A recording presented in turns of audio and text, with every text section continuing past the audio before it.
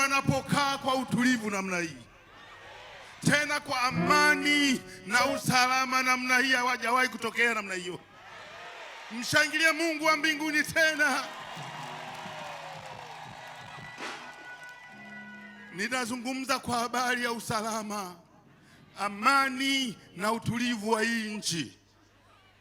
Lakini kabla sijaenda mbele, kuna neno tuzungumze. Haya mambo yote yatawezekana tu endapo jamii zetu zitajengwa kwa msingi wa maadili ya kumwamini Mungu na hofu ya Mungu. Kama jamii haitakuwa na hofu ya Mungu, uharibifu utatokea, uhalifu utatokea. Lakini nani wa kujenga haya? Ni mimi na wewe.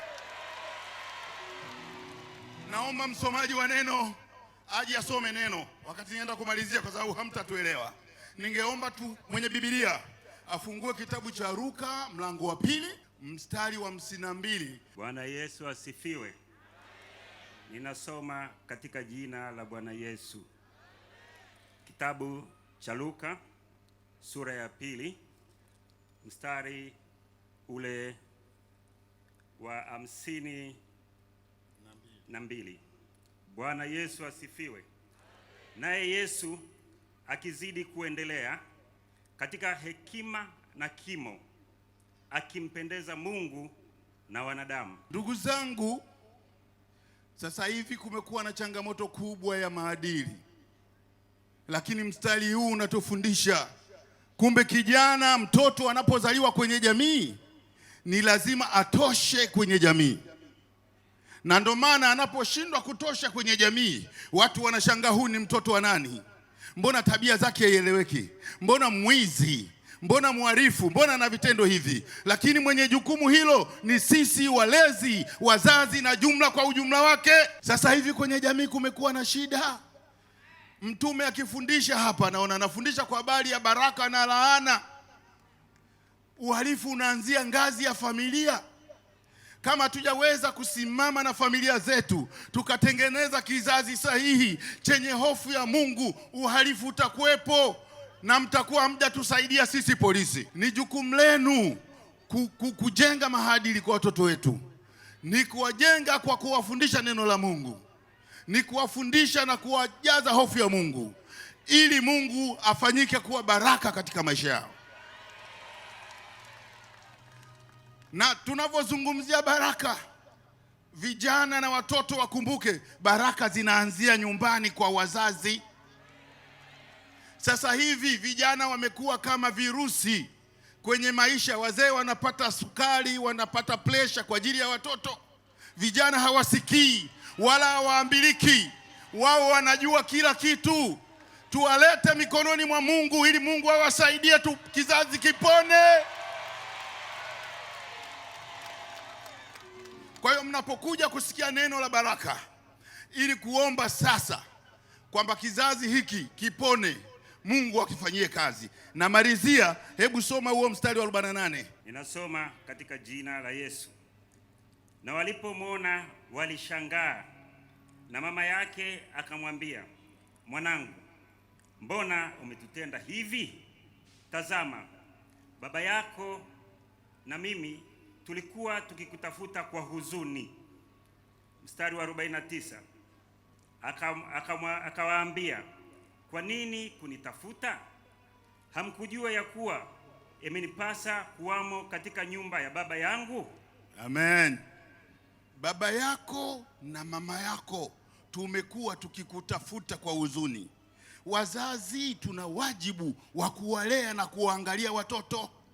Sasa hivi watoto tumewakabidhi shuleni, hakuna anayewapa mafundisho. Watoto tumewakabidhi kwa jamii, tumewaacha kila mtu anahangaika na kutafuta pesa. Wakati mwingine tunawatafutia vitu watoto, hata wakikuwa hawawezi kuvisimamia. Matokeo yake wanaingia kwenye uhalifu, wanaingia kwenye tamaa, kwenye wizi wa mitandao. Ukimpa maarifa ya elimu ya kawaida, kama hana hofu ya Mungu, kama hajajengewa msingi toka chini, lazima atatenda vitendo vya uhalifu. Wazazi tulichukue hili, ni jukumu letu kuwekeza baraka kwa watoto wetu kwa kuwafundisha maadili mema, Tukiwafundisha maadili mema, hawatakuwa wezi wala hawatakuwa wahalifu kwenye maeneo mengine. Lakini kwenye msingi wa upendo ukijengwa kwenye jamii, hakutakuwa na migogoro ya ardhi, si ndio? Hakutakuwa na uwizi. Kila mmoja atamwona ni sawa na mwingine. Mungu awabariki sana na sana. Mshangilie Mungu wa mbinguni tena na tena na tena na tena. Amen. Mtu wa Mungu hapa, mtumishi wa Mungu, afisa huyu Superintendent Donat Muhina, mlishakuwa naye Kilosa kule na Morogoro mara nyingi, awasalimie. Bwana Yesu asifiwe. Hebu punga mkono namna hii kama unampenda Yesu. Makofi na vigelegele kwa Yesu. Mimi naomba niokoe muda kwa kusema kule Kilosa nilisema na hapa nasema. Yohana 8:11. Yesu akamwambia yule mwanamke, umesamehewa dhambi zako. Enenda zako usitende dhambi tena. Bwana Yesu asifiwe. Miujiza ambayo utaenda kuipokea, laana itaenda kuvunjwa na mambo kama hayo.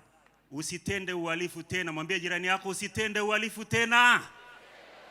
Hilo litakuwa limekusaidia wewe, na ile nguvu ya Mungu inayotoka kwenye madhabahu hii itakusaidia. Mungu awabariki. Asanteni sana. Asante sana mafande wangu. Mbarikiwe sana. Hebu tumpigie Bwana makofi. Wangapi umesikia?